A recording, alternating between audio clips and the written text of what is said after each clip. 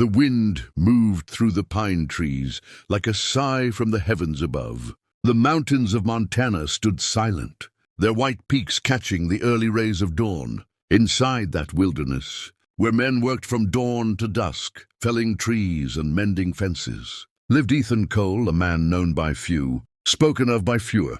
He was a lumberjack, tall, broad, with eyes the color of storm clouds, and a past he never spoke of. He lived alone in a cabin he'd built with his own hands, where silence was his only companion and the crackling fire his only song.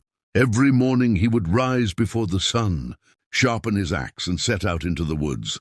The rhythm of his swing, the thud of the blade meeting pine, and the smell of sap and sweat were the only reminders that he was still alive. The townsfolk called him the ghost of Timber Creek. Some said he'd lost a wife once. Others whispered he never had one to lose. Whatever the truth, Ethan didn't bother to correct them. He lived like the land itself, quiet, rugged, and scarred. That was until the day Grace Miller arrived at his cabin door. She came at dusk, her shawl wet from the rain, her face pale and tired. Beside her stood a little boy, no more than 6, holding her hand tightly, his eyes wide with fear and curiosity. Ethan had been stacking logs by the porch when he heard the faint sound of a wagon breaking down on the muddy path. By the time he reached the gate, Grace and her son were there, soaked and shivering. "Mom," he said, his voice low and rough from years of solitude, "you're far from town. What brings you up this way?" Grace hesitated. Her lips trembled before she spoke. "Our horse fell on the road. The wagon wheel snapped. We tried to walk to Timber Creek, but my boy's too tired." Ethan looked at the boy, a small thing with golden hair and eyes as blue as a mountain stream. The child looked up at him unafraid. "Are you a giant?" he asked innocently. Ethan almost smiled, the first time in years. "Only on Tuesdays," he muttered, bending down to check the boy's shoes, worn thin and caked with mud. He led them into the cabin, lit the fire, and gave them a blanket. Grace thanked him softly, her voice barely above a whisper. He noticed her hands, rough from work, her ring finger bare. "You're alone out here?" she asked as he poured her some hot tea. He nodded. "Been that way a long time." Grace stared into the flames. "I know how that feels." They said little after that. The wind howled outside, and inside, the fire's glow danced across their faces. Two souls who'd carried too much silence. When morning came, Ethan helped her repair the wagon. She offered to pay, but he refused. "Just glad to see you and the boy safe," he said. But fate had other plans. That same afternoon, a group of men rode in from Timber Creek. Loud, rough men, the kind who spent too long at the saloon. They were from the logging company that had bought out the local mill. One of them, a man named Clint Raleigh, eyed Grace with a smirk that made Ethan's blood turn cold. "Well, look who found herself a new man," Clint sneered. "Didn't waste no time after your husband's gone, huh?" Grace's face went white. The boy clung to her leg. Ethan stepped forward, the axe still in his hand. "Watch your mouth," he warned. Clint chuckled. "Easy there, lumberjack." Didn't mean nothing by it, but his eyes told a different story, full of malice and mockery. They rode off, laughing, leaving the echo of their cruelty behind. Grace turned to Ethan, tears in her eyes. I'm sorry you had to see that. Folks talk in this town. My husband, he died last winter. People think I'm cursed. No one hires a widow with a child." Ethan looked at her for a long moment. "People out here forget how to be kind," he said quietly. That night, as the fire burned low, Grace spoke again. "Mr. Cole," she began softly, "I know this is strange, but I need to ask you something." Days after that night passed, like the slow thaw of winter. The snow melted from the pines, the rivers began to hum again, and life returned to Timber Creek, though for Ethan Cole, something inside him had already begun to change. He'd wake up to the smell of Grace's coffee, to Samuel's laughter echoing through the cabin yard. The axe still swung, the logs still fell, but now the sound wasn't lonely anymore. There was warmth where once there had been silence, a woman's soft voice humming an old tune, a boy's tiny boots stomping through the mud. He told himself it was temporary, that once Grace got her land back in order, she'd return to her own house, and he'd return to his solitude. But each day that passed made that lie harder to believe. Grace, too, found herself changed. The fear that had haunted her since her husband's death began to fade in the company of the quiet lumberjack. She saw how he never raised his voice, how he fixed things without being asked, how he listened, really listened, when she spoke. And when Samuel called him Pa by accident, she didn't correct the boy anymore. But peace doesn't last long on the frontier. One afternoon, as Ethan was chopping wood near the barn, a rider appeared, Clint Rawley, with two of his men. Dust rose from the hooves as they pulled up near the fence. Ethan's jaw tightened.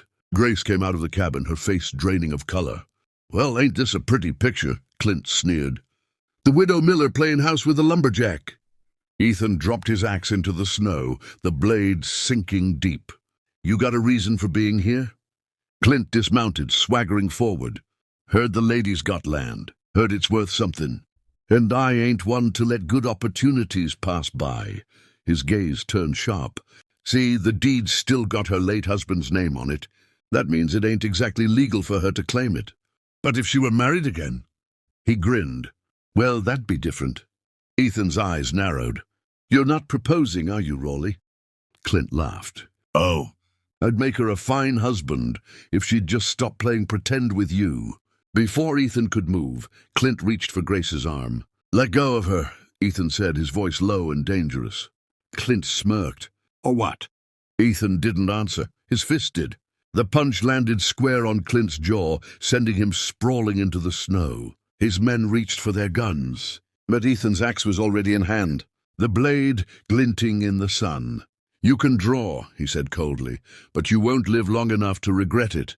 The men hesitated. Clint spat blood, glaring. "This ain't over, Cole. I'll see to it the law knows you attacked me. You'll regret crossing me." They rode off, kicking up snow, but the echo of Clint's threat lingered long after the sound of hooves had faded. Grace came to Ethan, trembling. "You shouldn't have done that," she whispered. "I wasn't about to let him touch you," he replied simply. Tears filled her eyes. "You don't understand. Clint Rawley runs half this town. If he wants our land, he'll take it." Ethan looked toward the mountains, his jaw set. "Not while I'm breathing." That night a storm rolled in. The wind roared through the valley, rain beating against the cabin walls. Ethan sat by the window, his rifle close, watching for any sign of riders. Grace sat nearby, sewing by candlelight, her hands shaking slightly. After a long silence, she spoke. "You never talk about your past." Ethan didn't look away from the window. "Ain't much to tell." "I don't believe that," she said softly. "A man doesn't live this far out unless he's running from something." He sighed, eyes distant. "I used to have a family, a wife. She died in the fire, house caught when I was working up north. I came back to ashes. Couldn't save her." His voice cracked just slightly. "Been trying to live quiet ever since." Grace's eyes glistened. "I'm sorry." He finally turned to her. "What about you?" She smiled faintly, though her eyes were sad. "My husband died from fever last winter. Samuel never got to say goodbye. I told him his pa went to heaven, but he still waits at the window sometimes. Says one day he'll come back." Ethan looked at the boy sleeping by the fire. "He's got your strength," he murmured. Grace's hand brushed his arm, a gentle, trembling touch. "You've given us more than you know, Ethan Cole." He covered her hand with his own. "You've given me a reason to feel alive again." For a moment, the storm outside faded. Only their breaths filled the silence. Then, almost without thinking, Ethan leaned forward. Their lips met, soft, hesitant, like the first break of sunlight after a long winter. When they pulled apart, Grace whispered, "I don't know if I can love again." Ethan smiled sadly. "Then don't. Just let it happen slow." Days later, trouble returned. Ethan had gone into town to trade lumber when he saw Clint Rawley talking to the sheriff outside the saloon. Clint grinned when he saw him. "Cole! Just the man I was looking for. Sheriff here says you've been harboring a woman on property you don't own." The sheriff frowned. "That true, Cole?" Ethan folded his arms. "She's got every right to that land. Her husband built it." Clint spat in the dust. "Her husband's dead. And unless you can prove you're married to her, that deed don't hold." Ethan's blood went cold. Clint smirked. "Unless, of course, the lady wants to fix that situation." By marrying me? Ethan stepped forward, fury rising. But before he could speak, Grace's voice cut through the crowd. I'd rather die than marry you, Clint Raleigh. The whole street went silent. She stood tall, Samuel's hand in hers. The wind caught her hair, the sun glinting off her tears, but her voice was steady. Clint laughed, but there was a tremor in it now. You think this lumberjack can save you? Ethan met his eyes. No, he said quietly, but I'll sure as hell try. The next moment happened fast. Clint went for his gun, but Ethan was faster. A single shot cracked through the air. Clint staggered, dropped his weapon, and fell. The sheriff shouted for calm, but the town already knew. It wasn't murder. It was justice. Grace ran to Ethan, tears streaming. You could have been killed. He holstered his gun. Would have been worth it. The sheriff cleared his throat. Far as I'm concerned, Raleigh got what he deserved. But there'll be questions. About you two, about that land. Grace looked at Ethan. He took her hand in his rough, calloused fingers. Then maybe we stop pretending, he said softly. Her breath caught. You mean? He nodded. You asked me once to pretend to be your son's father. I'd like to make that true, if you'll have me. Tears filled her eyes, but this time they were of joy. Yes, she whispered. Yes, Ethan Cole. Samuel ran to them, hugging Ethan's leg. Does that mean you're really my pa now? Ethan lifted the boy into his arms. If you'll have me, son. The child nodded, smiling through tears. I already do. Months passed. Spring turned to summer, and Timber Creek began to heal. Clint Raleigh's men left town, the mill quieted, and the hills bloomed again.